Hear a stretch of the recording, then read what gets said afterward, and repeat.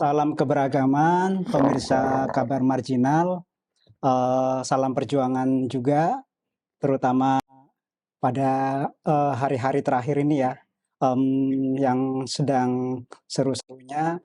Biasanya salamnya adalah semakin ditekan, Semakin Semakin melawan. melawan. Mantap. Ya, mantap.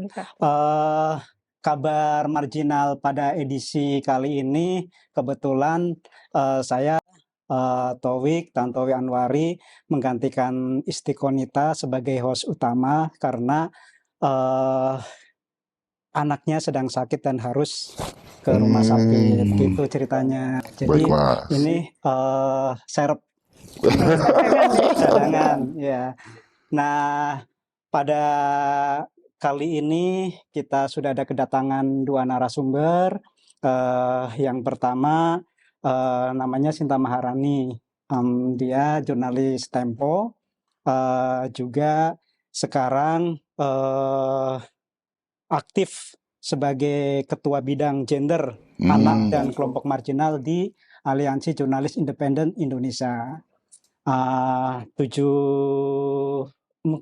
tahun lebih Sinta banyak mengangkat isu-isu kelompok marginal, warga Indonesia yang tidak beruntung karena sistemnya memang tidak membela mereka. Nah, pada kesempatan kali ini kita akan membahas soal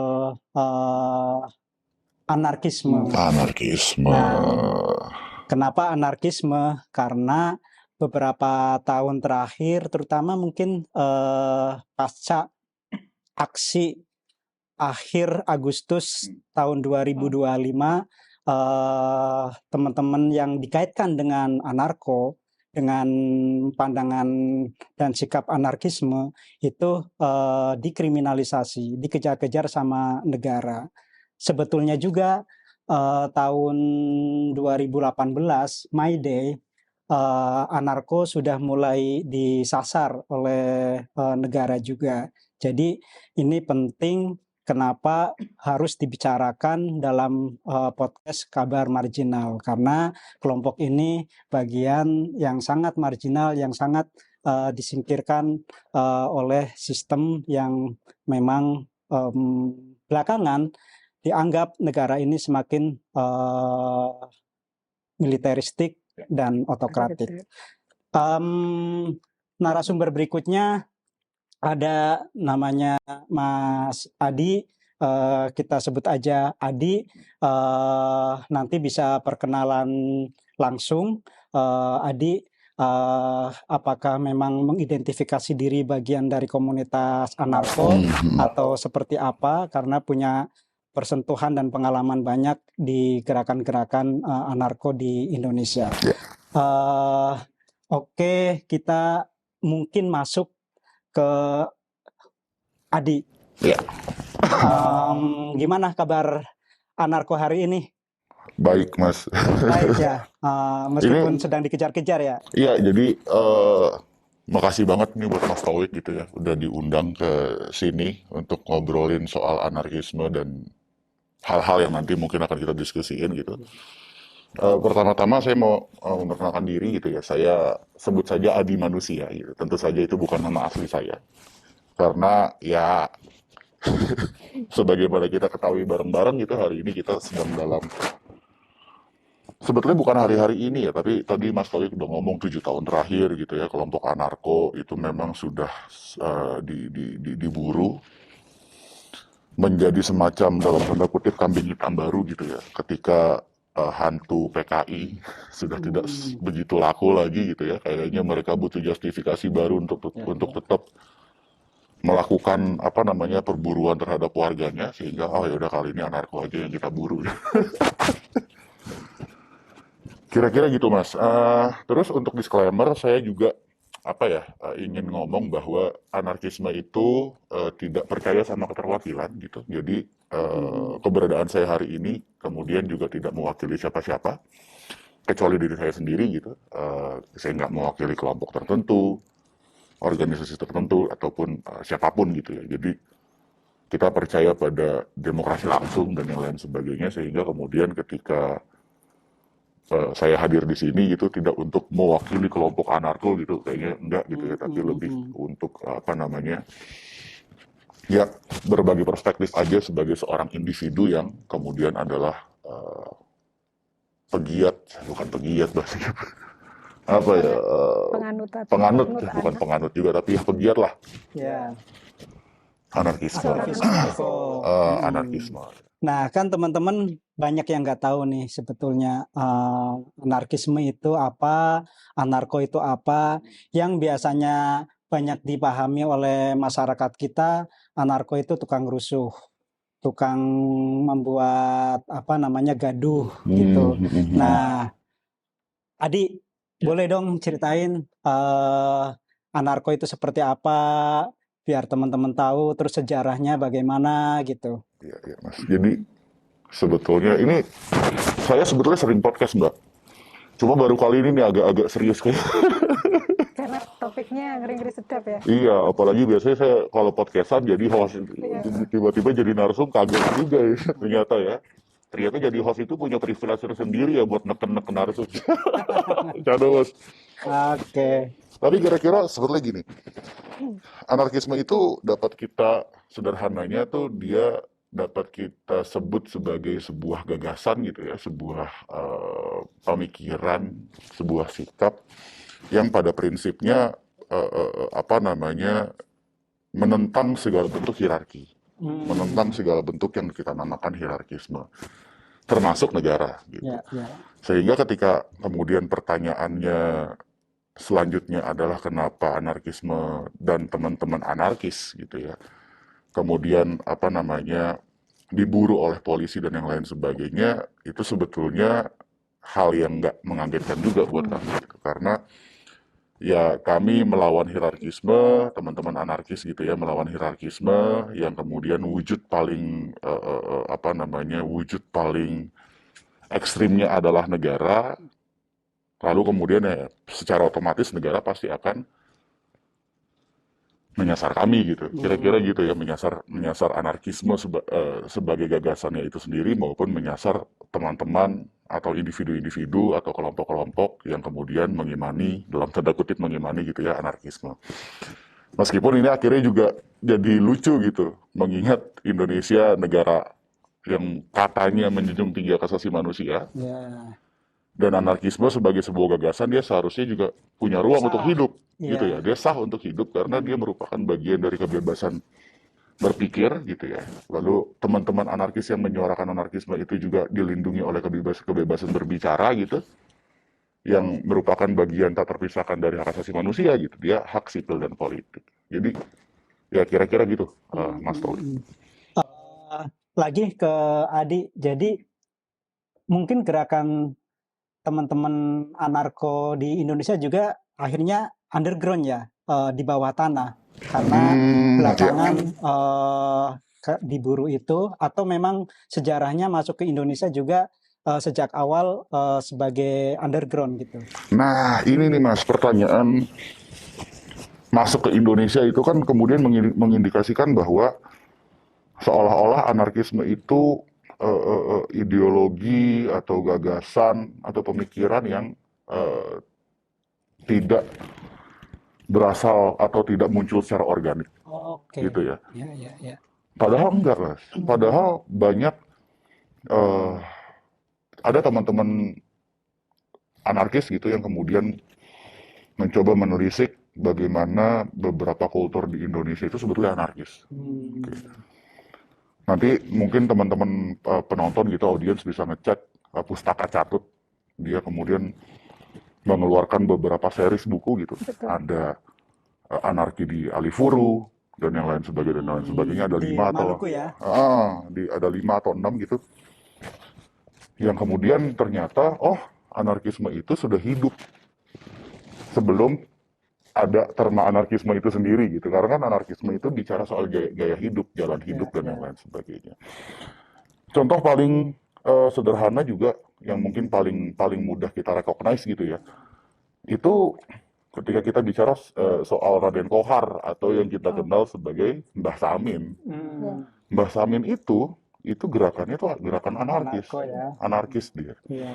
Karena dia menentang menentang pajak, dia menentang sistem penjajahan dan yang lain saat sebagainya, itu. terutama ketika itu dilakukan oleh penjajahan kolonial Hindia Belanda. Kira-kira Sampai gitu. hari ini Bahkan pasca merdeka pun mereka tetap dengan sistemnya yang dulu ya. betul, dan ya Mas Towi kan aktivis KBB banget nih. Ya itu kan mereka juga kemudian sempat teridentifikasi sebagai kelompok penghayat gitu ya, yang menghadapi diskriminasi karena apa yang mereka lakukan. Mirip-mirip Gavatar juga kan. Ketika saya nggak ngomong Gavatar anarkis gitu, tapi ketika dia come up dengan satu gagasan kemandirian dari negara, itu kan kemudian akan selalu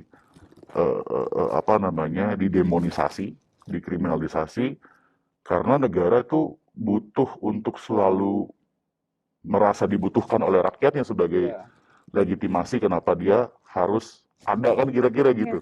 Ketika rakyat ternyata membuktikan bahwa dia nggak butuh negara, ya diincar kan akhirnya gitu. Ya, sama dengan anarkis ya. Dia dianggap makar, dianggap sesat gitu ya. Sinta, kalau melihat pergerakan teman-teman anarko sebagai orang luar ya, kira-kira jurnalis melihat teman-teman anarko ini memang sejarahnya mendapatkan tekanan atau dulu-dulunya memang sesuatu yang ada di masyarakat dan biasa-biasa aja? Ya, saya meliput tentang anarkisme itu sejak 2019. Waktu itu ada demonstrasi May Day ya, yang saya kira di situ kita mengenal yang namanya anarkosindikalis ya, yang mereka lekat dengan gerakan atau perjuangan buruh gitu ya. Dan memang teman-teman anarkis ya itu dipinggirkan ya, terutama oleh negara karena diburu, dikejar. Kita tahu buku-buku yang berhubungan dengan anarkisme itu juga diambil oleh polisi ya. Dan itu menunjukkan bahwa serangan terhadap anarkis itu menguat ya, belum lama ini misalnya kalau dihubungkan dengan demonstrasi Agustus ya, yang berujung pada kerusuhan gitu ya. Dan seperti yang tadi disebut oleh Mas Adi, anarkisme atau anarkis itu dianggap sebagai musuh oleh negara dan sebagai penjahat gitu ya, sebagai evil gitu ya. Dan itu mengapa kemudian anarkis itu menjadi tersudutkan ya, atau selalu dipojokkan dan sebagai kambing hitam gitu ya, karena kerusuhan akhir Agustus itu sebenarnya pelakunya bukan anarkis gitu, ada entitas lain yang kemudian menjadi pelaku kekerasan gitu ya, yang sudah muncul di liputannya Tempo misalnya. Jadi negara itu mencari kambing hitam karena mereka tidak bisa menunjukkan atau tidak bisa melakukan tanggung jawabnya, tidak bisa mengerjakan tanggung jawabnya, bahwa pelakunya tidak bisa menemukan pelaku kerusuhan itu gitu ya. Jadi tidak mau, bukan tidak bisa. Tidak mau dan ya tidak mau untuk mencari dalang sesungguhnya gitu ya. Tentu saja ada dinamika politik yang melatar belakangi itu gitu ya. Saya kira tadi ya kata kuncinya adalah bahwa anarkis itu dijadikan kambing hitam dalam berbagai aksi demonstrasi, termasuk aksi buruh atau May Day itu sejak 2019 ya. Itu menunjukkan betapa teman-teman anarkis itu terus disasar oleh negara gitu. Investigasi Tempo, terus media-media yang lainnya, itu kan pelaku-pelaku yang merusak misalnya halte Transjakarta dan sebagainya, itu kan kelihatan sangat sistematis dan membutuhkan ongkos yang nggak mungkin kalau gerakan anarkisme itu bisa bisa melakukan sistematis itu gitu. Jadi intinya adalah sekarang anarko jadi kambing hitam ya, atas ketidakmampuan pemerintah atau negara ini mengelola berbagai persoalan yang kemudian dikritisi oleh gerakan-gerakan yang memperjuangkan keadilan di Indonesia. Nah, Kalau misalnya sebagai isme, sebagai pengetahuan, kemudian menjadi sebuah gerakan, selain yang tadi diceritakan bahwa masyarakat adat, kemudian apa namanya, komunitas-komunitas lokal di banyak wilayah di Indonesia sebetulnya seperti Samin, terus yang di Alifuru itu ya praktek anarkisme sebetulnya gitu. Tapi sebagai sebagai pemahaman yang kemudian ditangkap oleh anak-anak muda dan menggerakkan anak-anak muda, itu sebetulnya masuknya kapan sih? Dan dari mana gitu pemikiran anarkisme bisa membius anak-anak muda itu? Saya pikir mungkin kalau secara sejarah gitu ya, di era yang terakhir-terakhir ini gitu ya, kayaknya di akhir 80-an gitu, dia mulai masuk bersamaan dengan musik punk. Gitu. Sehingga kan kemudian di punk itu sendiri kan juga ada yang namanya anarko-punk gitu ya. Nah, saya pikir itu awalnya masuk di situ gitu, dan dia hadir sebagai apa, saya kurang gitu ngerti karena saya nggak hidup di zaman itu. Tapi barangkali di kala orang Indonesia waktu itu hidup di bawah rezim kediktatoran Soeharto, kultur-kultur subkultur seperti punk dan kemudian diikuti di kemudian hari dengan kultur zin, kultur DIY dan yang lain sebagainya, itu memberikan sebuah imajinasi tentang apa itu kebebasan kayaknya ya. Karena ini nyambung dengan diskusi kita sebelumnya gitu Mas, bahwa oh ternyata banyak komunitas, banyak masyarakat adat misalkan, atau banyak ya komunitas lokal gitu ya, yang ternyata mereka sudah menjadi anarkis tanpa tahu apa itu anarkisme gitu. Mereka bahkan sudah menjadi anarkis tanpa sebelum kata anarkisme itu tercipta gitu ya. Karena menurut saya orang bisa jadi anarkis itu hal yang paling masuk akal karena secara default kayaknya nggak ada manusia yang pengen ditindas. Itu loh. Nah, once dia udah punya gagasan bahwa dia anti ketertindasan, gitu ya, itu modal yang udah besar banget tuh untuk jadi anarkis tuh. Sayangnya itu nggak selalu diikuti dengan keinginan untuk tidak menjadi penindas.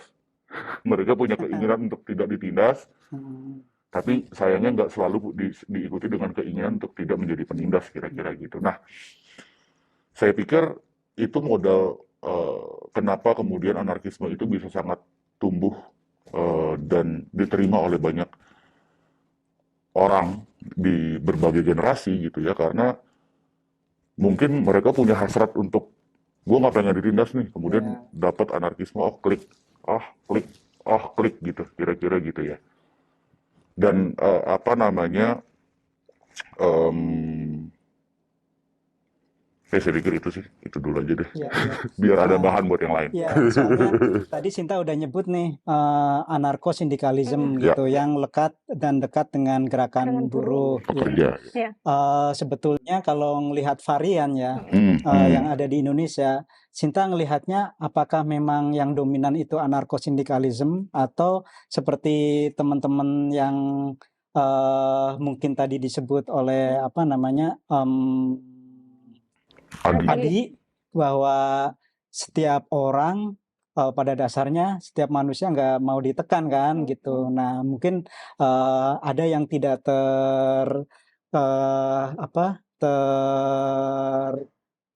masuk pada anarko-sindikalisme. Nah di Indonesia itu katanya seperti apa anarkisme itu? Saya ketemu dengan teman-teman anarkis untuk wawancara dan juga penulis anarkis ya, yang dia telaten dan dia rajin menulis tentang anarkisme, meneliti gitu ya.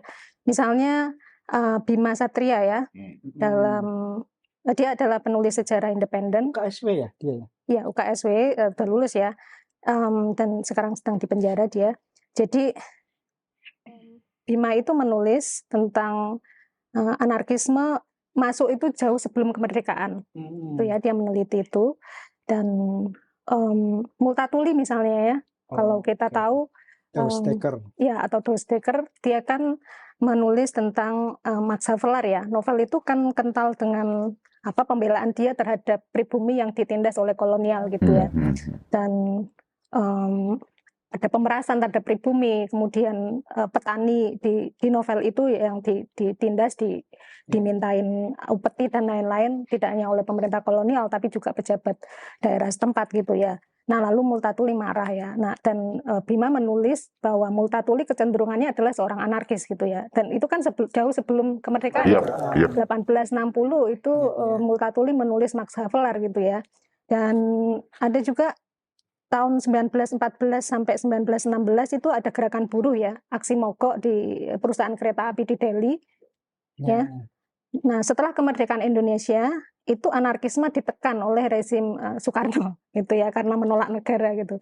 Lalu Orde Baru, tadi Adi menyebutkan bahwa ada subkultur punk ya. Jadi 80-an. tahun 1980-an di tengah Orde Baru yang represif kemudian muncul gerakan anarko-punk tadi ya. Jadi yang lebih banyak atau dominan ketika saya berinteraksi atau bertanya dengan teman-teman anarkis itu memang anarko-sindikalis gitu ya, lebih pada gerakan buruh ya, perjuangan buruh gitu. Lebih banyak itu ya di Indonesia.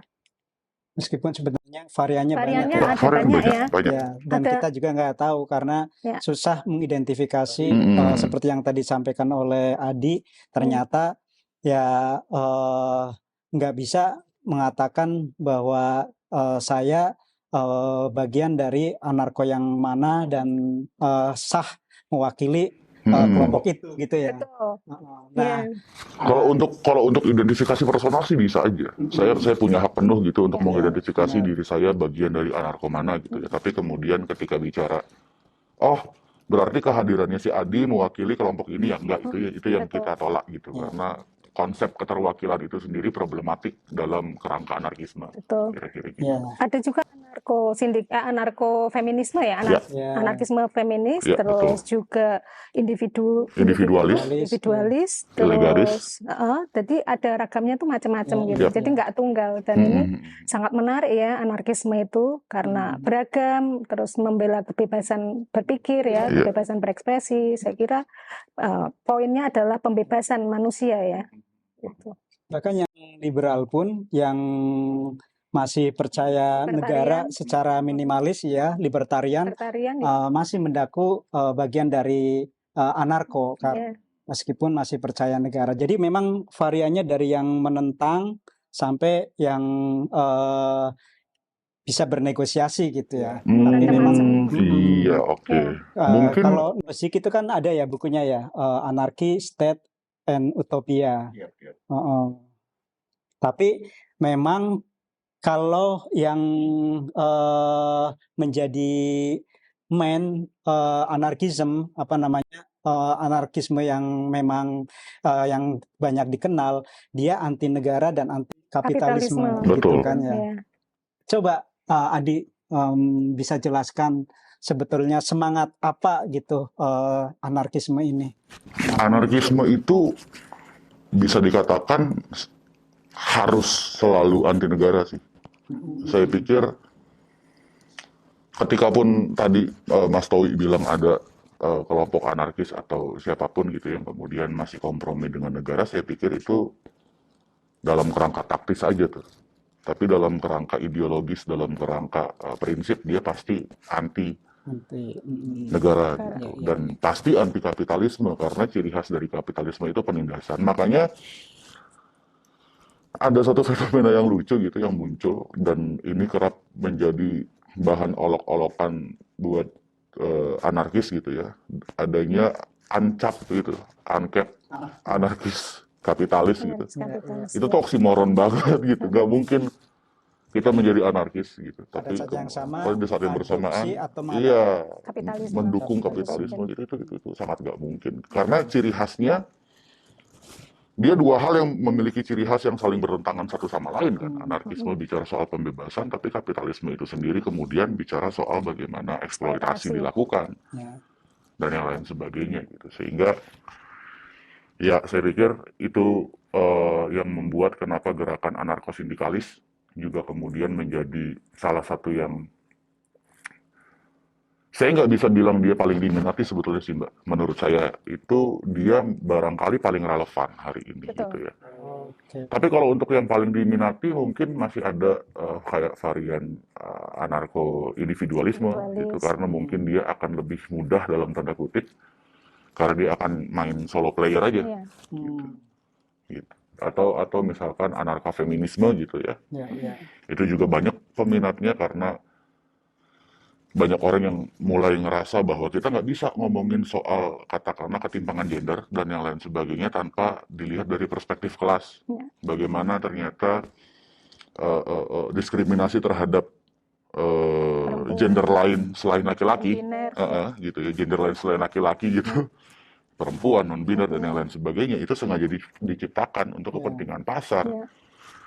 Makanya banyak banget kemudian korporasi-korporasi multinasional sekarang pakai bendera pelangi kan. Ya. Padahal di saat yang bersamaan mereka mendukung genosida Israel kan kurang ajar juga. Juga masuk akal gitu. Gitu Mas. Ya, kita pernah ngobrol-ngobrol juga ya soal kita nggak menyebutnya sebagai varian dari anarkis atau anarkisme, tapi libertarian yang percaya pada kebebasan individu, Iya. nggak boleh ada sistem atau kekuatan manapun yang merampas hak-hak individu. Itu kan persis kayak semangat anarko ya, sehingga kalaupun negara dibutuhkan itu kayak negara anjing penjaga gitu kan ya. Ya hanya memastikan agar hak-hak setiap warga, hak-hak individu itu terpenuhi, dijamin, tidak dirampas, tidak dirampok, tidak bahkan mungkin dihabisi nyawanya gitu. Nah, jadi kalau menurut Sinta semangat anarko yang anti negara ini melihatnya bagaimana? Karena kan kalau kita bicara tentang sesuatu misi atau sesuatu cita-cita, itu kan harus realistis ya. Sekarang kita hidup sudah ada negara gitu. Kalau Sinta melihat individu dan sistem yang otokratis, sistem yang opresif itu dengan model-model anarko seperti apa yang menurut Sinta di Indonesia ini gerakannya cukup diminati di kalangan terutama anak muda. Ya saya kira tergantung konteks atau persoalan yang dialami Indonesia ya. Kalau kemudian saat ini kita melihat otoritarianisme makin kuat gitu ya, militerisme makin kuat ya, saya kira semua varian anarkisme itu penting ya. Betul. Tidak hanya anarkosindikalisme. Kalau anarkosindikalisme itu kan lebih kepada perjuangan buruh. Anarkisme individual itu juga sangat penting karena dia menekankan pada kebebasan individu, bahwa setiap individu itu berwenang untuk mengatur dirinya sendiri dan bertanggung jawab atas setiap pengambilan keputusan, termasuk pengambilan keputusan yang berhubungan dengan politik, ekonomi, kehidupan sosial gitu ya. Jadi kita harus melihat konteks atau persoalan yang relevan gitu ya. Nah hari-hari ini misalnya di Indonesia orang sulit untuk mencari pekerjaan, ya kan, PHK di mana-mana. Nah itu kan sangat nyambung dengan gerakan anarkisme sindikalis ya, yang mereka memperjuangkan hak buruh, upah yang layak gitu ya. Maka kemudian kenapa anarkosindikalisme ini kuat gitu ya di Indonesia ya karena itu, karena situasi sosial politik atau persoalan politik yang saat ini membelit Indonesia gitu ya, gitu. Nah, tapi bahwa peran anarkisme yang lain atau varian yang lain itu juga tidak bisa kita elakkan gitu ya. Saya kira itu sih, Mas Robi. Feminis kan ada banyak anarkofeminisme yang kemudian menentang penindasan negara ya, eksploitasi oleh kapitalisme, lalu juga kekerasan seksual, mereka menentang itu. Juga mereka menentang eksploitasi terhadap alam gitu ya.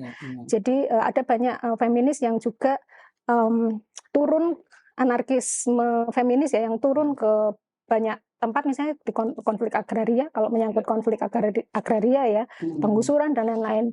Dan kemudian mereka juga peduli kepada kepentingan perempuan ya sebagai kelompok yang tertindas atau disisihkan ya. Jadi ya non biner juga ada gitu ya. Jadi ada para anarkis feminis yang membela non biner misalnya. Jadi saya kira di Indonesia banyak kita ya. melihat banyak ya. Tergantung konteks persoalannya. Ya, dan situasi individu itu ya. Nah, ini sekali lagi Adi, soal gagasan, soal konsep anarkisme itu sendiri sebelum masuk ke segmen berikutnya.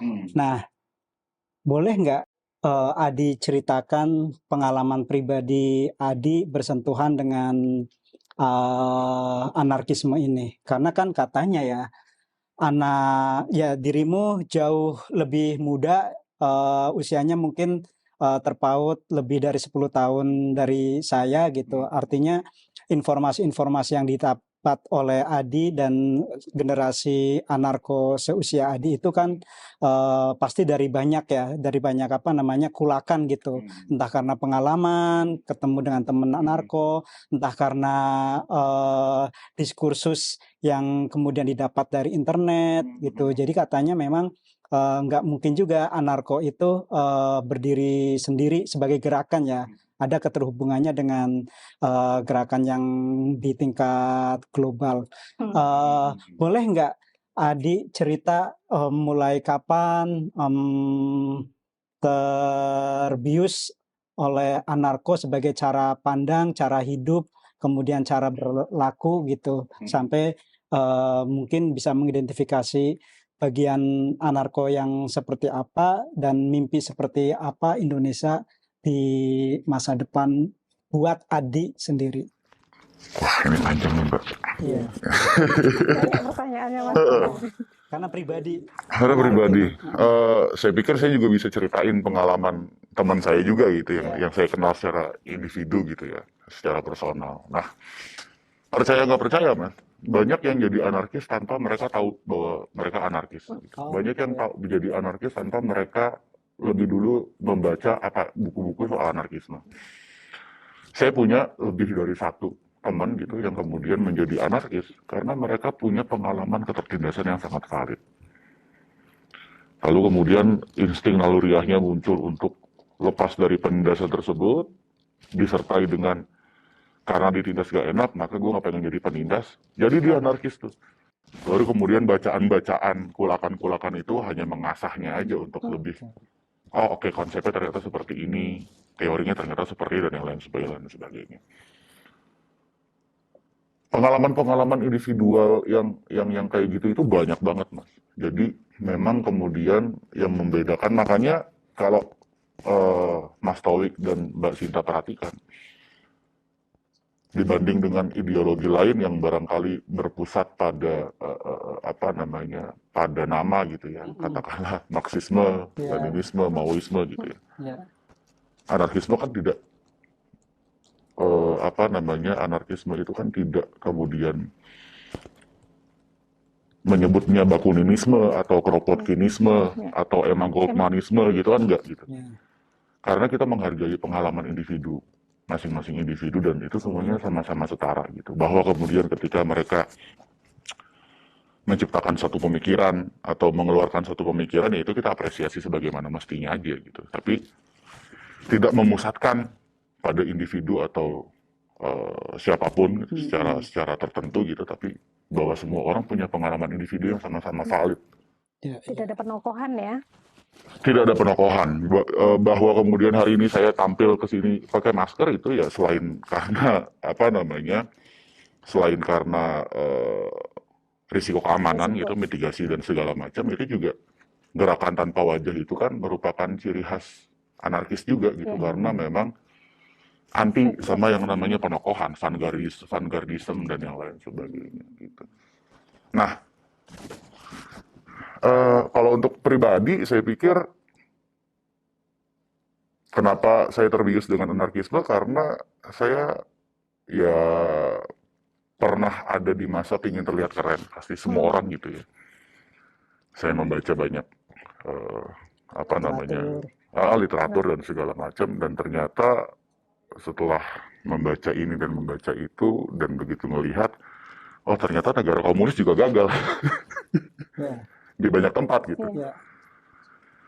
Lalu apa nih yang belum pernah dicoba? Gitu. Oh ternyata ada yang namanya anarkisme, dan sepertinya dia lebih fit sama diri gua nih, karena menentang segala macam yang bernama kediktatoran dan yang lain sebagainya. Lagi-lagi karena ngerasa klik yang tadi aku bilang gitu kan, tidak ingin ditindas, tidak ingin menindas, oh, klik di sini. Sebenarnya lebih ke situ sih, Mas. Menarik kalau disimpulkan bahwa anarkis, teman-teman yang memilih jalan anarkisme itu adalah karena pengalaman yang sebelumnya ditindas, kemudian ingin lepas dari Betul, situasi itu, betul. ketimbang konsep-konsep yang kemudian hari dia baca, dia kuatkan gitu ya. Tapi Meskipun ada juga yang memang belajar menjadi anarkisme karena bacaan dulu tuh ada juga. pasti ada ya gitu. Saya yang termasuk yang itu. Oh, Dapat oke. bacaan dulu, kemudian baru nyambung. Oh, oke. Oh, oke gitu. Ya, ya, ya. Tapi ada yang kemudian tanpa baca pun pokoknya hawanya pengen ngelawan aja udah. Dan itu banyak banget yang kayak gitu. Ya, ya, ya, ya. Oke, menarik nih. Masalahnya adalah yang di pertanyaan berikutnya, polisi itu mengaitkan gerakan anarko yang ada di Indonesia itu terhubung dengan anarkisme di Global. luar negeri gitu ya, anarkisme global. Iya, Sehingga iya, iya, ketika iya, iya. mereka bergerak, teman-teman anarko itu bergerak, didanain juga tuh sama bohir-bohir dari luar gitu. Oke.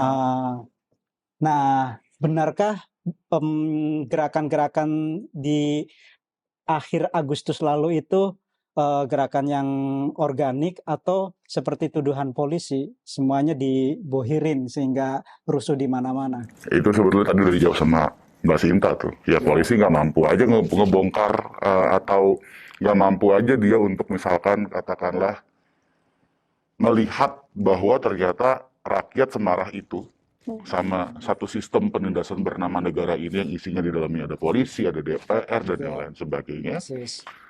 Ketika mereka in denial, mereka akan mencari musuh lain kan.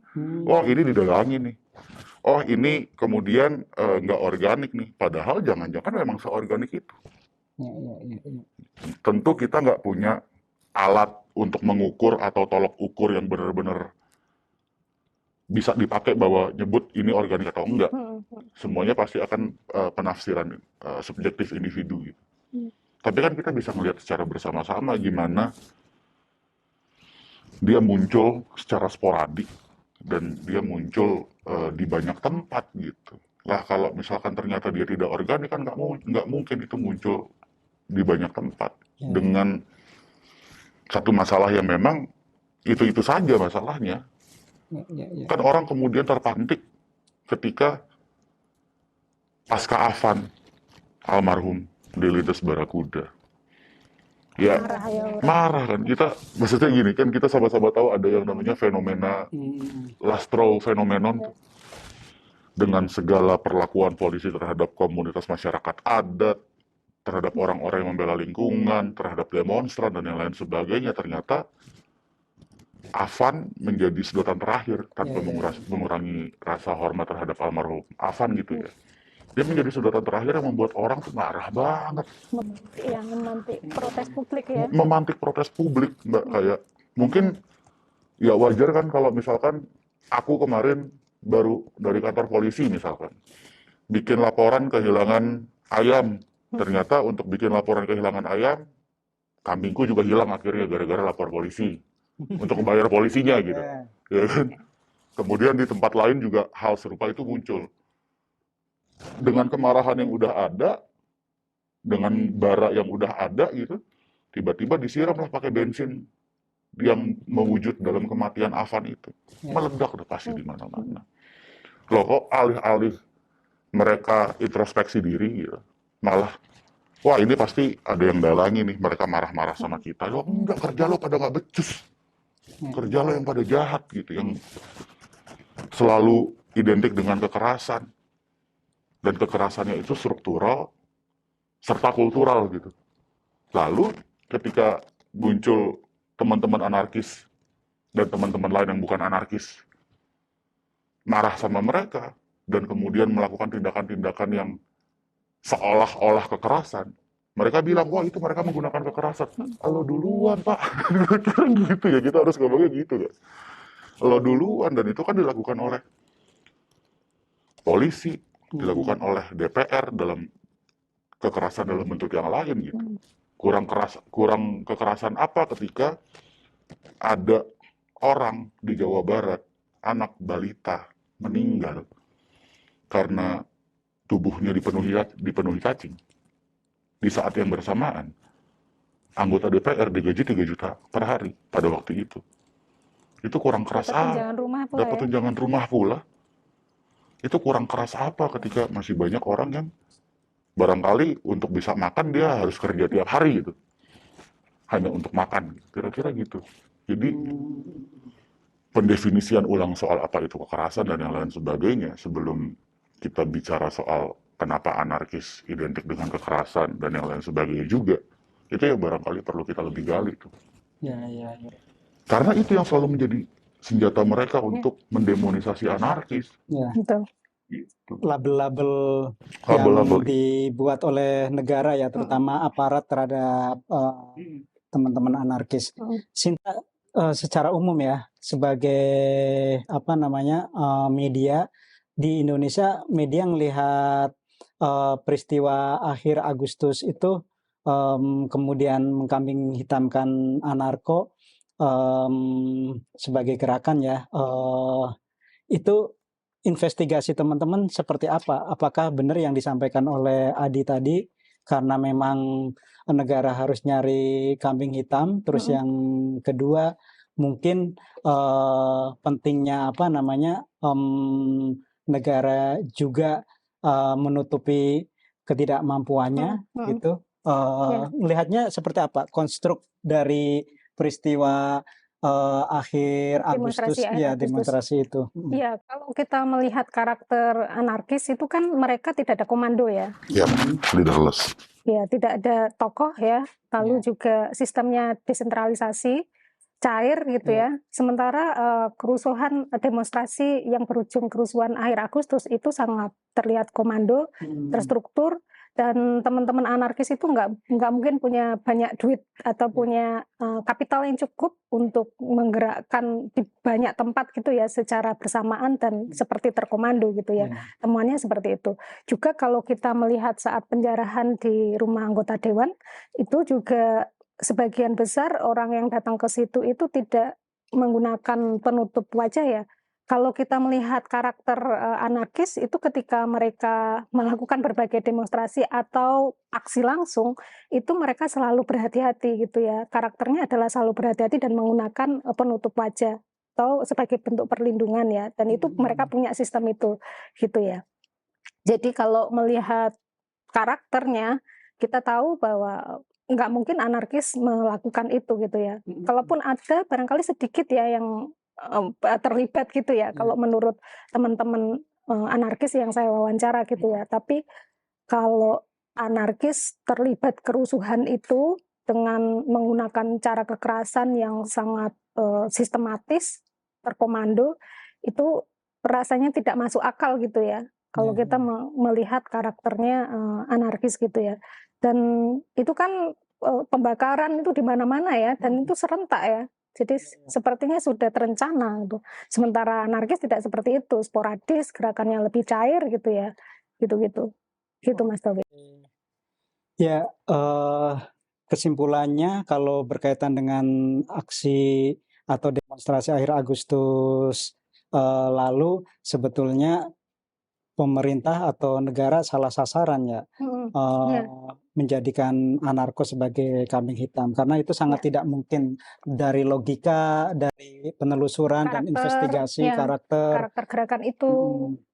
ya Ya, Dan kira-kira tadi catatannya seperti itu ya, iya, kesimpulannya ya. tadi juga disebut sama Mm-mm. Adi kan bahwa polisi mencari kambing hitam, dan Ya. kita tahu dalam rezim ke rezim gitu ya, berbagai rezim selalu begitu ya, mencari kambing hitam. Dulu kan komunis ya, yang kemudian dijadikan sebagai kambing hitam. Nah, sekarang kemudian anarkis ya, Anarkis. anarkis yang dicari, Wah. diburu gitu ya sebagai kambing hitam gitu, selalu begitu kan. Nambahin Apa Mas, di? iya dalam konteks itu kemudian kan akhirnya mereka nanya, oh anarkis terhubung dengan anarkis yang di global gitu. Ya. Itu kan sebuah pernyataan atau pertanyaan yang memberi kesan bahwa itu hal yang salah, gitu. Memberi kesan bahwa itu hal yang buruk gitu. Padahal itu biasa aja nggak sih? Ya. Ketika kita terhubung dengan orang-orang lain. Termasuk negara juga kan, terhubung dengan Iya. yang di luar. Negara Iya. punya diplomasi, dia terhubung dengan negara-negara lain yang kemudian diputuskan untuk memiliki hubungan diplomatik misalkan. Terus kenapa teman-teman anarkis ketika dia ternyata punya hubungan dengan kawan-kawan anarkis di luar negeri, itu langsung Dicap. diliputi dengan sebuah nuansa yang terkesan negatif. Gitu. Oh, iya nih anarkis di Indonesia ternyata dia Anti asing. anti asing loh, yang anti Ancaman asing negara. siapa gitu. Padahal itu hal yang sangat wajar. Gerakan hijau juga terhubung di Indonesia dengan gerakan hijau di luar negeri. Partai Hijau Indonesia gitu juga terhubung dengan Partai Hijau di luar negeri, ikut kongresnya dan segala macam. Teman-teman Marxis juga terhubung dengan teman-teman Marxis di luar negeri gitu. Itu seolah-olah itu jadi hal yang negatif gitu ya Mbak ya, kesannya diberikan gitu. Padahal itu ya hal yang wajar Wajar di aja. dunia sekarang yang sudah nggak ada batas-batas Nggak ada lagi sekat kan. ya. Iya betul, apalagi ketika ngomongin negara yang lebih antek asing itu siapa gitu kira-kira, ketika negara justru memberikan tanah ulayat rakyatnya kepada perusahaan-perusahaan multinasional. Ya. Jadi yang antek asing itu siapa ya? Itu kan kira-kira. Adi, kita bicara soal cita-cita nih. Baik dirimu sebagai anarko maupun secara umum ya anarko atau anarkis yang ada di Indonesia ini, kemana sih kiblatnya? Atau kalau ada contoh bentuk masyarakat yang diidealkan, itu yang seperti apa? Ada enggak di mana gitu? Ini pertanyaan apa ya Mas ya? Pertanyaan yang kalau saya jawab lagi-lagi akan terkesan mewakili mereka teman-teman anarkis yang lain, padahal saya tidak mewakili gitu. Tapi secara umum barangkali saya akan coba jawab begini. Ada beberapa gagasan yang memang terdapat di diskursus anarkisme gitu, soal alternatif apa sih ketika kita bicara soal hidup berkolektif tanpa negara, gitu ya. Ada beberapa contoh, ada beberapa gagasan yang kemudian pernah coba dilakukan dan masih di level gagasan. Yang pernah dilakukan misalkan mengganti kehidupan bernegara dengan satu tatanan baru di mana keberlangsungan kehidupan kolektif ini dijalankan oleh komuna-komuna pekerja, misalkan gitu. Nah, itu pernah terjadi di Spanyol pada tahun 1936 sampai 1939. Perang saudara gitu, kemudian akhirnya situasi berhasil dalam tanda kutip dimenangkan oleh serikat-serikat pekerja yang berhasil mengusir para bosnya dari pabrik. Lalu kemudian pabrik dikuasai oleh pekerja gitu, oleh serikat buruh, dan serikat buruh di pabrik yang ini bekerja sama ya dengan serikat buruh di pabrik yang sebelah sana dan segala macam dalam satu katakanlah mekanisme kerjasama yang setara gitu. Dan ternyata itu terbukti bisa dilakukan. Satu-satunya alasan dia runtuh adalah karena kemudian negara bangkit lagi dan menembaki mereka, menangkapi mereka dan yang lain sebagainya gitu. Tapi sebagai sebuah sistem, dia bisa bertahan selama 3 tahun dan tanpa kegagalan yang berarti gitu. Kecuali ketika mereka akhirnya harus tunduk lagi terhadap militer negara. dibabat oleh militer negara pada waktu itu. Ya, ya, ya. Itu gagasan pertama yang barangkali menjadi nggak menjadi acuan deh, tapi setidak-tidaknya dia muncul dalam diskursus anarkis. Ada gagasan dan ada prakteknya pada saat itu. Pada waktu itu ada prakteknya, itu soal komune pekerja. Gitu. Gagasan yang kedua itu gagasan soal munisipalisme libertarian. Satu gagasan alternatif hidup berkolektif tanpa negara yang dikeluarkan oleh Murray Bookchin. Gitu. Dia membayangkan dengan prinsip demokrasi langsung, di mana tidak lagi ada demokrasi keterwakilan gitu. Dia membayangkan satu wilayah yang pemerintahannya gitu ya dikelola secara bersama, tidak menggunakan representasi tapi menggunakan delegasi, gitu. Ya. Pengambilan keputusannya diambil secara bersama, dan untuk membuat itu mungkin dilakukan, maka skupnya diperkecil ke level munisipal atau kalau kita bilang tuh di level RT atau RW. Oh, malah lebih kecil ya, RT RW ya. Karena kan hanya di level itu kan kita punya kemungkinan mengenal satu sama lain secara personal dan tahu Kira-kira problem. 1.000 sampai 2.000 orang paling banyak gitu ya. Mungkin 100. RT itu berapa sih?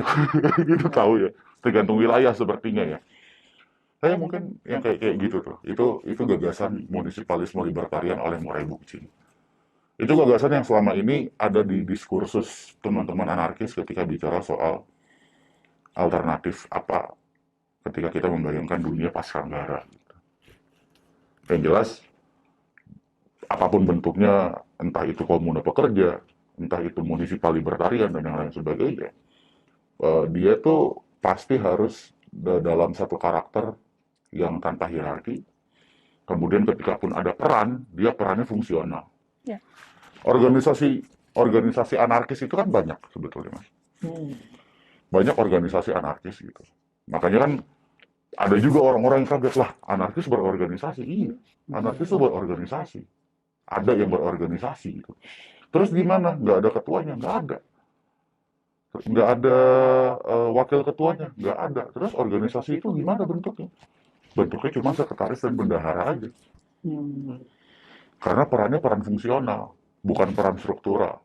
Pengambilan keputusannya diambil secara bersama-sama. Itu bisa otomatis terjadi. Bisa. Karena kan kalau Marx atau Engels sendiri kan percaya dengan sebelum sampai pada titik di masyarakat tanpa kelas, masyarakat tanpa penindasan, tanpa hierarki, itu kan harus ada diktatoran proletariat, ya kan?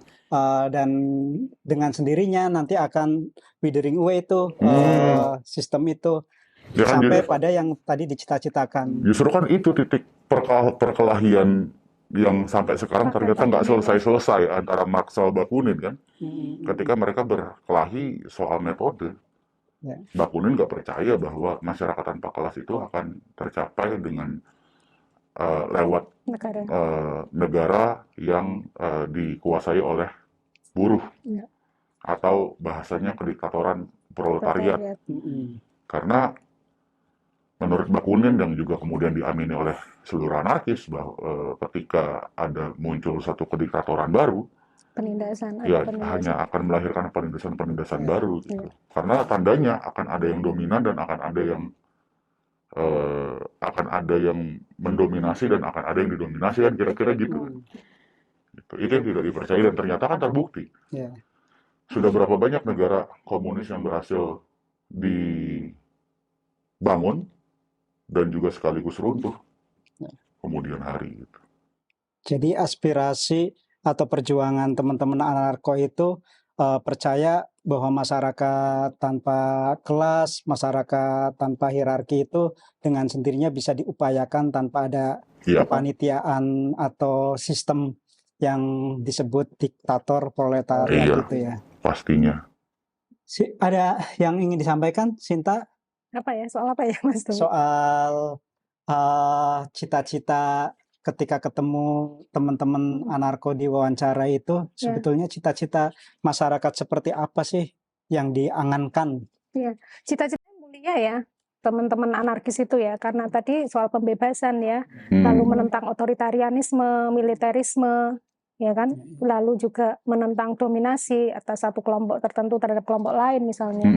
Kemudian mereka juga mengandalkan sistem komunalisme ya, solidaritas bersama. Saya kira itu penting ya, kolektivisme, solidaritas bersama dalam situasi sosial politik hari-hari ini sangat diperlukan ya.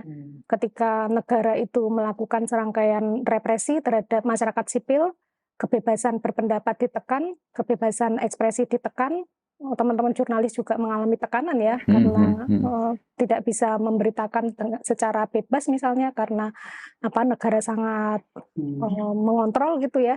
Nah itu yang saya kira menjadi poin penting dalam kehidupan kita ya, bahwa anarkisme itu bagian dari filsafat politik, seperti ideologi lain yang seharusnya negara itu tidak melakukan serangan, dan kita punya hak yang sama ya sebagai warga negara untuk mendapatkan perlindungan dari berbagai bentuk kekerasan atau serangan, dan juga kebebasan berbicara seharusnya dilindungi, tidak boleh ditekan ya. Jadi saya kira prinsip-prinsip itu kan ada di dalam anarkisme ya. Saya kira masyarakat sipil bisa mengambil filsafatnya dari anarkisme itu. Dan di masyarakat sekarang kan anarkis itu kecenderungannya ya dianggap sebagai sesuatu yang jahat, buruk ya. Padahal tidak tepat itu ya kalau kita merujuk pada aliran pemikiran filsafat politik ya. Dia adalah semangat luhur justru nilai-nilai yang dicita-citakan itu adalah nilai-nilai untuk kebaikan bersama, anti penindasan tadi ya, kesetaraan, menentang kekerasan. Saya kira kolektivisme, solidaritas ya, bagaimana kita saling membantu, saling bekerja sama untuk menyelesaikan persoalan-persoalan hari-hari ini gitu ya. Dan teman-teman anarkis itu juga terlibat di banyak aksi misalnya ya, kalau ada penggusuran, mereka terdepan itu membantu masyarakat adat yang tergusur misalnya ya, di Pati, Kendeng, terus di Dago ya, di Bandung. Saya kira mereka punya peran yang sangat signifikan untuk membantu masyarakat yang mengalami penindasan ya dari negara gitu ya. Gitu sih. Jadi keterlibatan teman-teman anarkis itu baik dari mulai konsepnya, gagasan yang mereka percayai, sampai kemudian praktek-praktek sehari-hari, tindakan-tindakan perjuangan yang mereka lakukan itu real ya sebetulnya. Ini mungkin sekaligus juga untuk menjawab beberapa kalangan yang melihat bahwa anarkisme atau anarko itu semata lifestyle, semata gaya hidup yang tadi disebutkan, sok pang gitu, gaya-gayaan gitu, karena disebut ya nanti juga kalau tua nggak bakalan jadi anarkis gitu. Soal stigma bahwa anarko itu hanya gaya hidup, sok-sokan gitu. Adi ngelihatnya seperti apa? Padahal kalau diceritain sama Sinta yang meneliti, yang menginvestigasi, yang kemudian mewawancarai banyak anarkis itu, ya mereka terlibat dalam perjuangan-perjuangan kemanusiaan, keadilan dan sebagainya. Iya, menurutku ketika anarkis dibilang sebagai gaya hidup ya nggak apa-apa juga. Bahkan dia harus menjadi gaya hidup dalam artian yang sesungguhnya tuh Mas. Yang sesungguhnya. Dalam artian yang sesungguhnya bagaimana dia menjadi gaya hidup, bahkan jalan hidup. Gitu. Karena gini, anarkis itu sebetulnya ini juga kerap disalahartikan oleh banyak orang gitu ya. Miskonsepsi bahwa anarkis hanya anti negara. Anarkis itu kan anti hierarki. Dalam segala bentuknya. Wujudnya yang paling ekstrim negara gitu. Tapi bukan berarti tidak ada wujud-wujud lain kan. Feodalisme dan sebagainya. Feodalisme pasti gitu. Kemudian penindasan di tempat kerja misalkan. Itu juga pasti. Misalkan abuse of power, relasi kuasa yang kemudian dipakai untuk penindasan. Contoh misalkan, karena jabatan lebih tinggi, maka kemudian dia melakukan pelecehan seksual dan yang lain sebagainya. Itu kan juga penyalahgunaan relasi kuasa, wewenang dan yang lain sebagainya. Nah, makanya kemudian anarkisme itu dia harus menjadi satu jalan hidup, dan memang anarkisme itu pada akhirnya akan menjadi sangat personal. Karena yang personal itu memang politikal, Mas. Ya. Yang personal itu memang pada akhirnya politikal. Ya. Terlebih ketika negara justru sekarang hari ini udah sampai ke kasur kita. Ya. Kan kira-kira gitu. Penindasan terjadi di ruang-ruang privat. Nggak mungkin tidak bersikap. Tidak mungkin tidak bersikap. Hari ini apa yang kita makan, apa yang kita pikirkan, negara ingin kontrol. Apa yang kita tulis di tweet ataupun di berita, banyak banget jurnalis yang ditangkap karena pemberitaan. Ya. Bahkan kemarin teman-teman yang sekarang menjadi tahanan politik ditangkap dengan barang bukti berupa buku. Itu kan dia ingin mengontrol apa yang ada di kepala kita. Ya. Dia ingin mengontrol apa yang masuk lewat mulut kita dan menjadi makanan kita. Dia ingin mengontrol bagaimana bahkan kita bersikap dengan selangkangan dan kelamin kita. Itu kan ruang yang sangat privat ya. Ya. Sehingga akhirnya anarkisme itu memang harus ditempatkan ke dalam tempat yang paling personal. Karena semua aspek kehidupan kita yang bahkan paling personal, itu merupakan hasil dari kebijakan-kebijakan politik. Sehingga personal juga dan sekaligus politis. Kira-kira gitu. Itu sih, Mas. Dan aku pengen nambahin dikit aja. Tadi ketika kita ngomongin soal anarkosindikalisme, dia juga kemudian bukan hanya melulu bicara soal gerakan buruh dalam artian sesempit, dalam tanda kutip, hanya ngomongin isu pekerja. Serikat-serikat buruh aja gitu ya. Bukan hanya ngomongin isu pekerja gitu, bukan hanya ngomongin soal isu pekerja yang ditafsirkan dalam tafsir sempit berupa upah minimum, jam kerja, dan yang lain sebagainya. Itu tentu menjadi fokus gitu. Tapi kenapa gerakan anarkosindikalisme itu kemudian menjadi yang barangkali bisa disebut salah satu yang cukup relevan? Karena kita sama-sama aktif di gerakan hak asasi manusia. Kita tahulah pasca 65, setidak-tidaknya pasca 65 ada belasan pelanggaran hak asasi manusia yang kemudian kalau kita telaah, itu semuanya dilakukan dalam nama menjaga stabilitas politik dan stabilitas nasional. Yang ujung-ujungnya, apa tujuan dari dipertahankannya stabilitas politik dan stabilitas nasional itu? Kepentingan investor, kepentingan pemilik modal. Dalam kerangka itu, dan itu terjadi juga di hari ini. Di era 10 tahun Jokowi, 2014 sampai 2024, dilanjutkan di setahun, hampir 2 tahun pemerintahannya Prabowo. Mulai dari Omnibus Law itu ya. Sebelum itu bahkan, Mas. Kalau Jokowi. Dari 2014 bahkan. Itu berapa banyak yang kemudian masyarakat yang tergusur, tadi Mbak Sinta menyinggung soal penggusuran. Berapa banyak masyarakat yang tergusur dengan dalih proyek strategis nasional. Stabilitas politik, stabilitas nasional, proyek strategis nasional, itu kan semuanya kemudian ada dalam satu piring yang sama, yaitu piringnya para pemilik modal yang dikorbankan lewat penggunaan kekerasan polisi dan tentara, lagi-lagi adalah rakyat.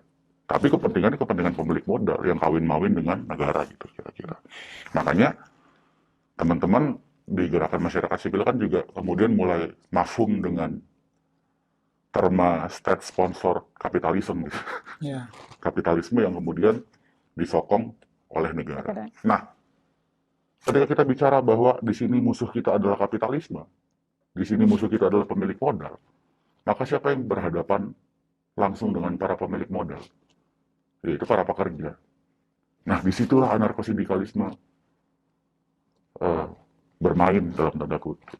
Karena kita ngomong bahwa ada serikat pekerja yang bukan hanya bicara soal hak-hak pekerja saja, tapi bicara soal bagaimana kita melakukan revolusi sosial. Kira-kira kayak gitu. Oke, menarik. Masih menegaskan soal anarkosindikalisme ya, yang ternyata tidak sekedar isu soal hak-hak pekerja saja ya, tapi lebih luas lagi. Sinta dan Adi, boleh nggak mulai mengaitkan tren gerakan hari ini yang disebut sebagai gerakan rimpang. Apakah itu juga kawin-mawin dengan tren anarkisme yang kemudian masuk di kalangan anak muda itu, sehingga bentuk dari gerakan-gerakan dan demonstrasi-demonstrasi dari tahun pasca pandemi mungkin ya, yang melibatkan anak muda dan anarko itu bisa beririsan. Mas Ade dulu. Iya, kayak dari mungkin yang disebut gerakan rimpang itu mulai terasa sangat kentara itu pasca 2019, reformasi di korupsi. Kemudian omnibus, ya Indonesia Gelap kan setelahnya. Setelahnya. Yang di awal itu kan 2011 itu reformasi di korupsi itu yang berhari-hari. Kemudian teman-teman STM datang dan segala macam. Itu 2019. Sebelum pandemi. Pasca kan? Enggak, itu saat pandemi. Bahkan belum. 2018 ya? 2019. 2019 ya. Reformasi di korupsi Iya, 2019, 2020 baru mulai pandemi di Indonesia. Ya kan? Iya, ingat. Kemudian Omnibus Law. Kemudian peringatan darurat, Indonesia Gelap, tolak RUU TNI dan lain sebagainya terbaru Agustus September kemarin. Di mana anarko? Di mana-mana, Mas. Enggak, pada saat itu kalau menjelaskan model gerakan di sejak 2019 itu. Selalu ada mengambil bagian di situ gitu. Dalam konteks gerakan rimpang dan keterkaitannya dengan teman-teman anarkis gitu ya. Menurut pengalaman dan keterlibatan saya sendiri serta pengamatan saya sendiri gitu, memang gerakan rimpang ini kan sebetulnya karakteristiknya tadi udah dijelasin Mbak Sinta gitu. Dia desentralisasi, kemudian dia sporadik. Tapi justru karena itulah kita bisa melihat bahwa dia organik. Ya. Kalau dia tersentralisasi kan tandanya dia diorkestrasi tuh. Ya. Kalau diorkestrasi kan sistem. tandanya dia nggak organik tuh. Ya. Tapi karena dia terdesentral, dia sporadik, maka kita bisa bilang bahwa dia organik. Nah, yang saya bingung, kenapa hari ini ketika kita bicara soal gerakan rimpang, ada nuansa negatif yang muncul di situ. Dimulai dari sebuah tulisan yang menjadi polemik beberapa bulan lalu gitu yang mengkritisi gerakan rimpang. Ya. Dari luar lagi nulisnya. Nulisnya dari luar lagi, dari atas Menara Gading gitu ya. Gitu. Dan apa namanya? Argumennya adalah bahwa ini gerakan yang sporadik, ini gerakan yang tidak terstruktur, gerakan yang tanpa pemimpin, gerakan yang kemudian karena tanpa pemimpin seolah-olah nggak punya arah. Ini kira-kira gitu ya, di frame-nya seperti itu. Padahal kalau kita mau bicara soal perubahan sosial, katakanlah gitu ya, dan teman-teman gerakan masyarakat sipil juga saya rasa pada bersepakat untuk dengan sebuah gagasan bahwa kemarahan organik masyarakat itu harus muncul. Karena itu jadi modal untuk terjadinya perubahan sosial. Nah, jadi nggak masuk akal tuh ketika kita membayangkan masyarakat marah secara organik, tapi kemudian ketika caranya atau gayanya tidak sesuai dengan cara kita atau selera kita, terus dianggap bahwa ini gerakan yang buruk. Kan gitu dasarnya kan. Oh, karena gerakan rimpang ini bukan cara saya dan bukan selera saya, maka muncullah tulisan itu. Dan sayangnya juga diamini oleh beberapa teman-teman lain juga yang ada di gerakan masyarakat sipil juga. Gitu.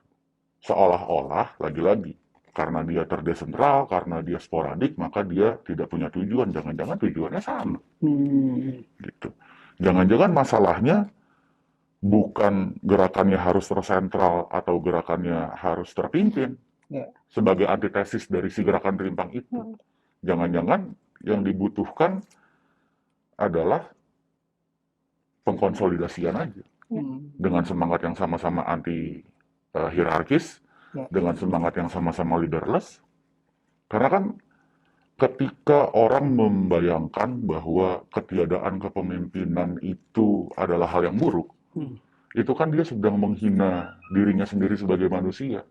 Bahwa seolah-olah manusia tidak bisa memimpin dirinya sendiri. Harus ada satu pemimpin, harus ada satu gembala yang memboyong kambing-kambing dan domba-domba itu kemanapun dia pergi gitu. Padahal enggak, harusnya semua orang kan bisa menjadi pemimpin untuk dirinya sendiri gitu. Oke, Sinta, Iya. kalau melihat penjelasannya Adi tadi kan jelas ya soal gerakan rimpang ini juga ternyata karakternya sama dengan model teman-teman anarkis ini. Iya. Sinta melihatnya di kota-kota seperti apa atau di mana saja yang hasil liputan Sinta ketahui bahwa anarkis cukup pesat Perkembangannya. perkembangan dan pergerakannya sehingga Ya. polisi menjadikan Mm-mm. anarkisme sebagai hantu baru. Ya, anarkis itu selalu berkembang dan dia punya siasat ya untuk bertahan dari tekanan atau represifnya negara gitu ya. Dan itu sudah saya tulis di Tempo. Dan anarkis berkembang di banyak daerah ya. Dari hasil liputan wawancara dengan teman-teman anarkis, tidak hanya di pusat-pusat kota yang di situ urban ya, misalnya Jakarta, terus Semarang, Yogyakarta, Bandung, Surabaya, Malang ya. Surabaya, Malang, tapi juga berkembang ke daerah-daerah kecil ya, misalnya di Wonosobo, Jawa Tengah, lalu juga Kediri gitu ya. Nah, ini menunjukkan bahwa anarkis itu makin diminati ya, atau makin disukai ya. Jadi hantu ya. Jadi hantu tadi ya, karena Hantu baru ya karena komunis. udah nggak Komunisnya laku. udah nggak laku, jadinya sekarang anarkis ya yang disasar gitu ya. Dan karena sifatnya yang cair gitu dan fleksibel, itu yang sebetulnya membuat para pecinta anarkis gitu ya, atau orang-orang yang suka dengan gagasan atau ide anarkisme itu kemudian tertarik untuk masuk ke situ gitu ya. Dan misalnya punk itu kan musik punk atau fashion ya. Sukatani ya yang mulai dapat panggung juga. Iya. Nah, itu kan menandakan bahwa anarkisme sebagai sebuah gaya hidup, anarkis itu anarko sebagai sebuah gaya hidup itu berkembang pesat gitu kan sejak subkultur anak muda sekarang punya culture ya, subculture ya, itu berkembang gitu ya, skena gitu ya, lewat skena. Nah, itu justru sesuatu yang menarik yang menurut saya, artinya itu hidup gitu ya. Anarkisme sebagai sebuah ideologi itu hidup di tengah masyarakat, di tengah perkembangan saat ini gitu. Dan tidak hanya di pusat-pusat tadi yang menjadi pusat gerakan ya, pusat gerakan anarkisme, tapi dia meluas gitu ya, semakin diminati anak-anak muda. Dan kalau selama masih ada penindasan, selama masih ada otoritarianisme, selama masih ada kapitalisme, maka anarkis akan selalu ada di mana-mana gitu ya. Itu prinsip di dalam anarkisme gitu. Jadi ya dia akan terus berkembang dan hidup di dalam masyarakat. Semakin diminati, semakin berkembang, semakin ditakuti oleh sistem yang opresif ya. Dalam hal ini negara, di dalamnya ada dan kapitalisme ya. Dan kapitalisme, ada DPR, ada polisi, ada tentara dan sebagainya. Juga agamawan kali ya, ditakuti juga ya. Apa? Agamawan juga ya. Lumayan, kayaknya ya. Nah, balik lagi ya dengan bentuk-bentuk opresi negara, terutama kriminalisasi yang terus menyasar teman-teman anarko. Apakah dengan reaksi negara seperti ini kemudian membuat anarko jera, atau tadi itu semakin ditekan, semakin melawan? Ke aku Mas, oke. Kupikir ini jawaban yang kalau aku jawab dia nggak akan bisa mewakili karena memang juga tidak dimaksud untuk mewakili gitu ya. Tapi selain itu memang karena aku juga tidak bertanya soal bagaimana taktik teman-teman. Lagi-lagi anarkisme itu gerakan yang sangat fleksibel, banyak di mana-mana, dan sebagai ciri khas karena kami terdesentralisasi gitu, konsekuensi logisnya juga kami tidak selalu terhubung satu sama lain. Bahkan jangan-jangan tidak selalu dapat saling mengidentifikasi juga gitu. Kita nggak tahu di Jakarta ada berapa komponen anarkis, kita nggak tahu di Bandung ada beberapa komponen anarkis dan segala macam gitu ya.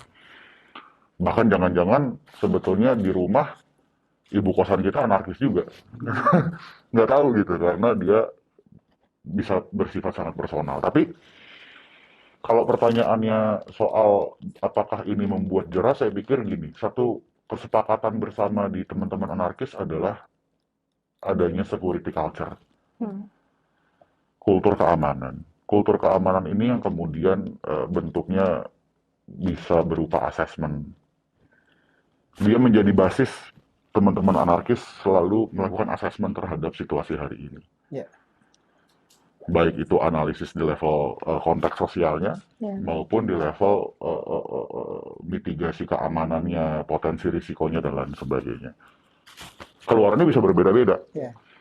Ada yang kemudian tetap pingin bergerak, ya nggak apa-apa. Tapi dengan perhitungan yang matang gitu, dengan konsekuensi yang diketahui bersama, kira-kira gitu ya. Ada yang kemudian memilih untuk tiarap dulu, ya nggak apa-apa juga. Gitu. Karena kan kemudian siapa yang bisa menanggung juga ketika ditangkap dan yang lain sebagainya. Jadi, tapi sependek yang saya tahu, apapun keluarannya, tapi bahwa dia tetap ingin melawan, perlawanannya tetap ada, itu ya tetap ada gitu. Bentuknya aja yang berbeda. Mungkin yang tadinya, kalaupun ada yang memilih tiarap, yang tadinya frontal, akhirnya jadi lebih tidak frontal. Gitu. Atau yang mau tetap justru semakin frontal juga ada juga gitu, yang nggak apa-apa juga. Gitu. Jadi tetap dinamis ya sebetulnya Dinamis. Tidak satu kecenderungan, Tidak misalnya satu karena kecenderungan. negara semakin represif, semakin tiarap. Jadi nggak bisa dilihat seperti Nggak itu bisa juga. dilihat seperti itu. Ya, dan mereka juga punya strategi atau taktik tadi ya. Misalnya prinsip anonimitas ya. Jadi itu juga sebagai bentuk perlindungan diri ya, supaya nggak diserang ya. Dan saya kira solidaritas para anarkis di tingkat global itu juga menarik ya. Betul. Karena mereka juga membantu teman-teman anarkis yang mengalami represi di Indonesia ya, dalam berbagai bentuk solidaritas atau dukungan ya. Karena itu menjadi ciri khas juga ya, bahwa ada solidaritas bersama untuk membantu sesama yang tertindas atau disingkirkan oleh negara gitu ya. Dan saya kira itu menjadi satu contoh penting ya untuk kita, betapa solidaritas yang kuat itu menjadi harapan bersama ya untuk melawan berbagai bentuk penindasan itu. Makanya kemudian mereka bisa bertahan. Jadi anarkis global kan ada di mana-mana ya, di Australia, di Jerman, Eropa, ya di negara-negara Eropa. Saya kira juga mereka punya concern. juga sangat kuat ya. Di Amerika Latin mereka punya concern ya pada solidaritas bersama di gerakan anarkisme. Itu sih, Mas Towi. Khusus Adi, anarko kan di framing media secara umum ya, media secara umum, bukan seperti Tempo gitu, bukan. Sangat jorok, sangat buruk. Media buat teman-teman anarko musuh atau sebetulnya sekutu? Saya sendiri secara personal, saya dulu kuliah jurnalistik karena saya percaya pada narasi kambing. Saya percaya bahwa kata-kata itu politis. Dan ternyata terbukti gitu ya. Kata republik yang hari ini kita kenal dengan makna yang positif di tahun 1800-an, dia adalah kata yang sangat ditentang dan bahkan bisa menjadi alasan orang ditangkap di monarki Inggris. Tandanya kata itu positif atau negatif tergantung pada kekuasaannya. Ini kira-kira gitu. Kata anarkis hari ini, kalau kita buka Kamus Besar Bahasa Indonesia, itu nuansanya masih sangat negatif. KBBI ya? KBBI. Silakan dicari. Kekacauan. Kata anarkis. Itu di KBBI. Oh iya? Iya, kekacauan. Kekacauan, kerusuhan. Kerusuhan. Pertanyaanku, siapa yang menciptakan KBBI dan berwenang mengkurasi isi dari KBBI? Kan negara. Lewat tangannya yang lain gitu, mungkin namanya aku lupa apa, mungkin under Kemenbud kah? Aku nggak tahu, lupa gitu. Tapi itu kan entitasnya negara yang menciptakan KBBI. Tandanya kata itu politis, sehingga karena kata politis maka kata-kata juga adalah senjata. Narasi tanding adalah senjata. kita nggak bisa melihat semua media dengan satu kacamata yang sama. Tentu kita nggak bisa melihat media-media yang katakanlah punyanya polisi gitu, terafiliasi dengan polisi, dengan Tempo gitu, pasti dia dua hal yang berbeda kan.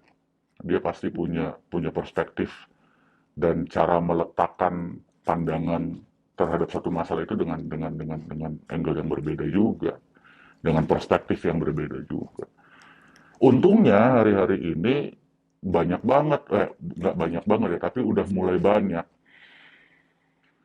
media-media massa mainstream maupun yang belum terlalu mainstream gitu ya, media alternatif yang kemudian sudah sangat progresif dalam menempatkan katakanlah penggunaan kata anarkis yang sesederhana itu ya, penggunaan kata anarkis yang benar dan yang tidak benar. Coba bayangin, pernah ada media yang nulis FPI melakukan tindakan anarkis. Aku yang anarkis Itu sendiri. bukan pernah, tapi masih sampai hari ini media-media Iya, membuat aku yang anarkis. seperti itu. Asu ya. Waduh kok FPI bisa Mahasiswa anarkis. melakukan tindakan anarkis. Kalau gerakan mahasiswa mungkin mahasiswa masih ada yang anarkis. Iya. FPI kan nggak ada yang anarkis Betul. secara ideologi. Iya. Orang mereka bagian dari penindasan juga. Kebalikannya. Kebalikannya kan, gitu kira-kira. Nah, media-media kayak Tempo, kayak barangkali Project Multatuli, hari ini Masas bikin koreksi dan yang lain sebagainya, itu pada akhirnya jadi apa namanya, jadi semacam apa sih istilahnya tuh, oase baru ya di tengah media-media lain yang barangkali selama ini tuh udah kadung busuk gitu. Ya. Aku sendiri juga pernah kerja di media di satu majalah. Wah, itu memang perdebatan di ruang redaksinya itu kalau Soal diksi. memang tidak punya perspektif itu, wah kacaunya setengah mati. Ada inisiatif apa kemudian dari teman-teman Anarko untuk mendorong media jauh lebih paham, jauh lebih mengerti gerakan-gerakan atau cita-cita dari Anarko? Ya, secara kalau teman-teman anarkis yang lain aku nggak tahu. Tapi kalau aku pribadi, ya ketika diskusi sama teman-teman jurnalis, seminimal mungkin kan aku akan ngomong bahwa penggunaan kata anarkis yang kayak gini tuh nggak tepat loh. Kenapa? Karena anarkis itu begini dan segala macam. Tapi ada beberapa inisiatif teman-teman anarkis yang barangkali mencoba membuat semacam kanal informasi Ya. soal anarkisme gitu. Ada banyak kita bisa lihat teman-teman pustaka catut yang tadi disebut oleh Mbak Sinta itu, Bima punya penerbitan buku anarkis dan segala macam. Kemudian kita banyak bisa ngelihat website-website yang memang bisa diakses dengan sangat mudah. Yang isinya, substansinya itu bicara soal apa itu anarkisme, bahkan dari A sampai Z. Engagementnya tinggi. Aku belum pernah memperhatikan juga ya engagement itu, Mas. Tapi minimal sebagai kalau kita bicara ketersediaan informasinya itu udah melimpah Ada ruah. wadahnya ya. Melimpah ruah gitu. sebetulnya kalau memang kita berniat untuk mencarinya gitu. Artinya juga ada ceruk, ada engagement yang mungkin kemudian membuat teman-teman anarkis untuk memanfaatkan media sosial juga ya. Iya. Ya, penggunaan media sosial juga hari ini kan jadi salah satu kunci gerakan dari teman-teman anarkis juga. Kunci ya. Enggak, bukan kunci utama, tapi salah satu kunci aja lah gitu. Makanya kemudian kemarin di aksi Agustus September itu teman-teman anarkis yang tertangkap itu banyak yang disasar itu awalnya adalah admin-admin dari akun-akun tersebut dulu. Gitu. Iya. Ada yang ingin disampaikan, Sinta, sebelum masuk ke harapan? Soal media massa ya, saya kira kan kuncinya adalah berpikir kritis ya dan skeptis ya. Itu kan yang harus dimiliki oleh setiap jurnalis gitu ya. Jadi tidak kemudian percaya pada satu narasi tunggal yang dikeluarkan oleh negara misalnya. Jadi menjadi jurnalis itu tidak cukup menerima sesuatu apa adanya, diterima mentah-mentah gitu ya. Tapi harus menggunakan pikiran-pikiran yang kritis ya. Jadi ketika kemudian rame, anarko dituding sebagai kelompok atau gerakan yang jahat, buruk. Nah, dia harus berpikir kritis tuh. Kalau dia membaca banyak literatur, dia akan ngerti, paham bahwa anarkis itu bukan sesuatu yang buruk, itu adalah filsafat politik, bagian dari filsafat politik yang mewarnai ya dunia global gitu ya, pemikiran global gitu. Jadi kemudian dia akan bisa berhati-hati ya ketika dia memiliki pengetahuan yang cukup gitu ya. Jadi menjadi seorang jurnalis tidak cukup hanya pengetahuan teknis ya, tapi juga pengetahuan dalam konteks substansi ya, pemikiran tersebut. Jadi dia harusnya berhati-hati ya, sehingga pemikiran kritis ya itu perlu dijaga terus oleh jurnalis, setiap jurnalis gitu, Mas Towi. Adi, pembelajaran dari obrolan kita, ketika negara menjadikan anarkisme itu sebagai hantu baru dari yang sebelumnya adalah komunisme. Apa baik sebagai pribadi ya, Adi sebagai pribadi maupun secara umum anarkis di Indonesia bisa lakukan untuk membuat paham masyarakat kita tentang cita-cita anarkis? Nah, ini nyambung sama judul podcast kita hari ini ya. Mengapa anarkis harus dibela? Jangan-jangan memang nggak perlu dibela. Karena lagi-lagi hari ini sebelum kita nyampe ke membela kan mencintai dulu. Nah, tapi kan kata orang juga kalau nggak kenal maka nggak sayang. Jangan-jangan hari ini kita bicara soal berkenalan dulu aja. Karena aku juga nggak bisa serta-merta menyalahkan teman-teman, kalau tadi diskusi sebelumnya soal teman-teman jurnalis gitu ya. Aku juga nggak bisa serta-merta menyalahkan teman-teman jurnalis lain yang kemudian tidak memiliki pemahaman substansial soal anarkisme. Karena selama ini kita memang disuguhkan dengan makna anarkis yang disetir oleh negara lewat KBBI. Ya kalau aku jadi jurnalis dan statement polisi, gitu. Aku jadi jurnalis, misalkan aku ingin menulis sebuah berita, aku akan nyari KBBI. Ternyata di KBBI kekacauan itu adalah anarkis. Gimana? Kira-kira gitu. Ironis gitu. Ya nggak ironis sih sebetulnya, itu hal yang sangat bisa diduga dan tidak mengagetkan. Iya, karena bahasa kan yang mempengaruhi. Iya, bahasa itu politis lagi-lagi gitu. Nah, aku pikir aku nggak sepakat dengan kata harus dibela ataupun harus berkenalan ataupun yang ada harusnya gitu. Karena lagi-lagi keharusan itu pemaksaan, dan pemaksaan itu bentuk paling kecil dari penindasan, bentuk paling awal dari penindasan. Tapi ya kalau teman-teman ngerasa tertarik untuk berkenalan dengan anarkis, ya kenalan aja dulu gitu.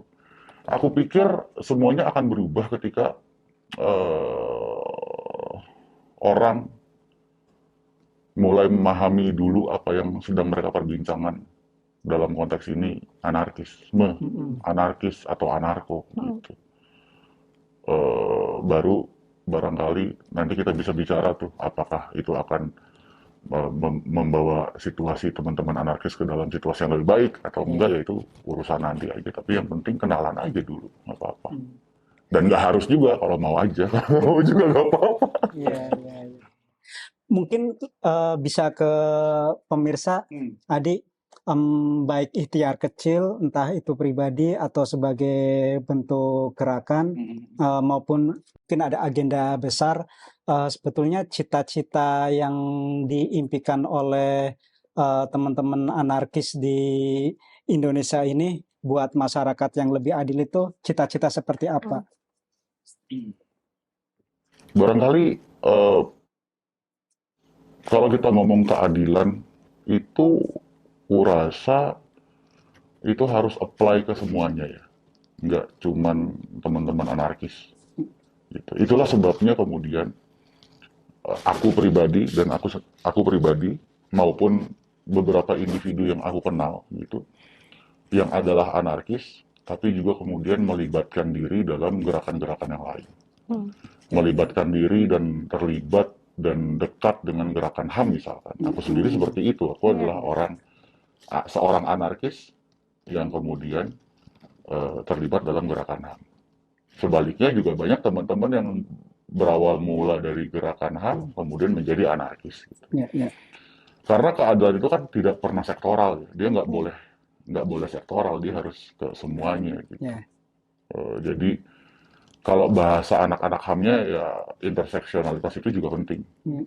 Dan kupikir itu yang hari ini juga mulai sama-sama disadari dan coba mulai sama-sama dilakukan, sehingga sebetulnya jangan juga kemudian kaget gitu ketika melihat ada teman-teman teman-teman anarkis yang ada di aksi Kamisan, teman-teman anarkis yang ada di lokasi penggusuran, teman-teman anarkis yang ada di masyarakat adat atau di titik-titik api di Bandung, Dago Elos, Sukahaji dan yang lain sebagainya, di banyak sekali tempat gitu.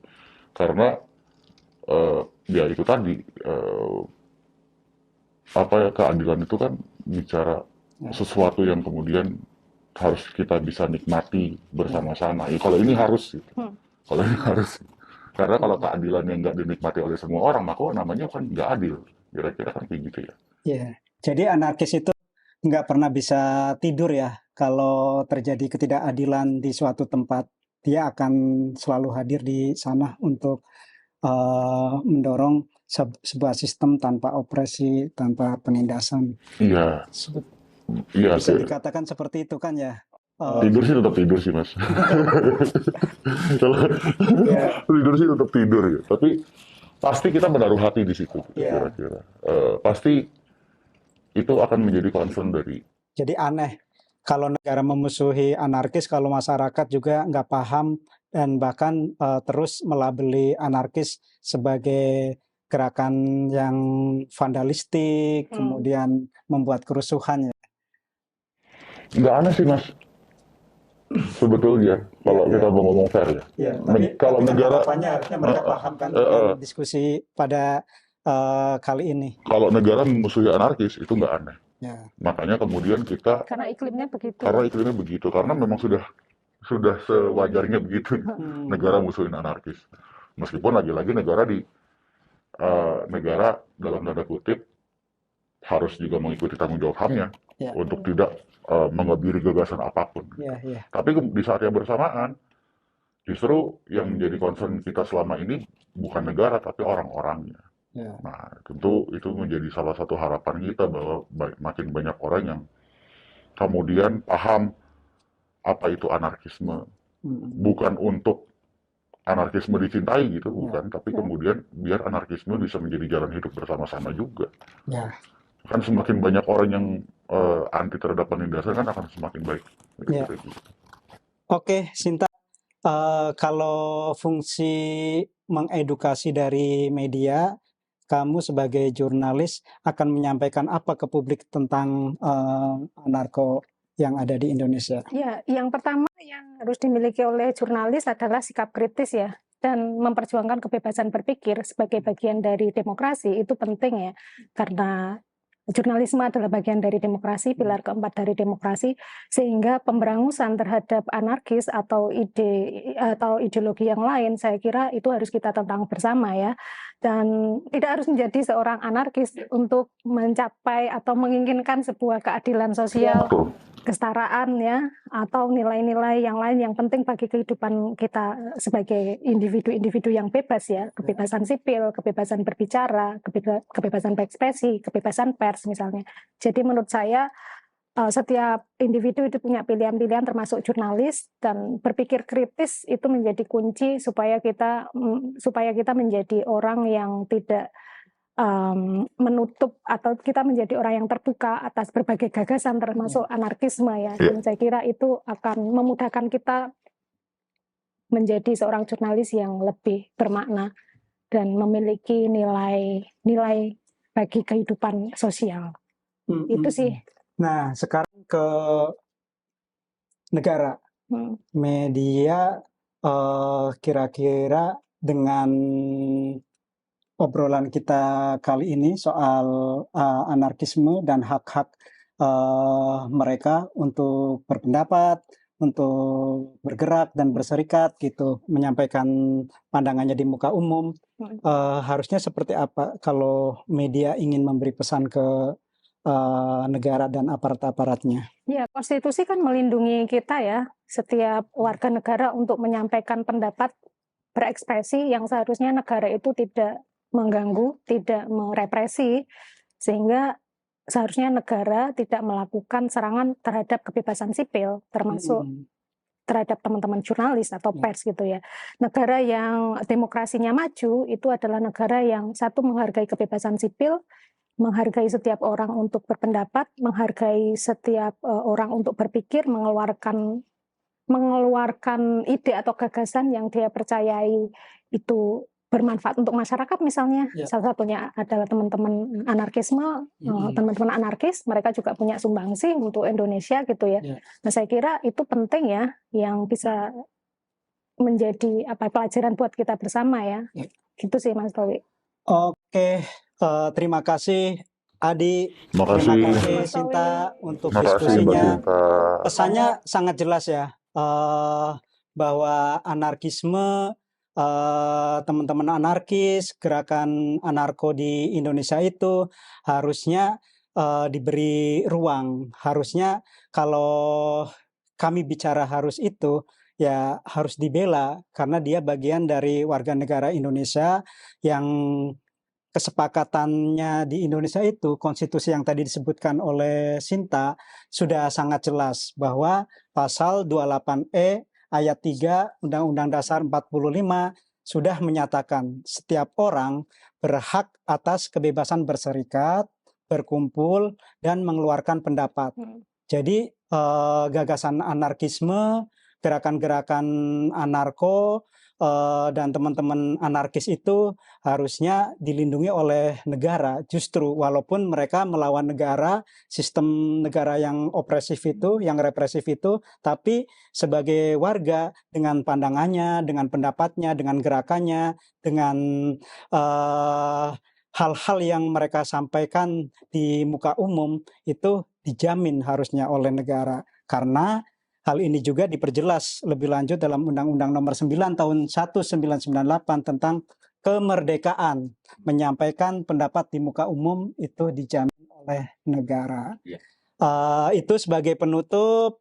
Terima kasih. Terima kasih. Sampai Terima kasih, jumpa Mas di Towi. episode Terima kasih. Kabar Marginal selanjutnya.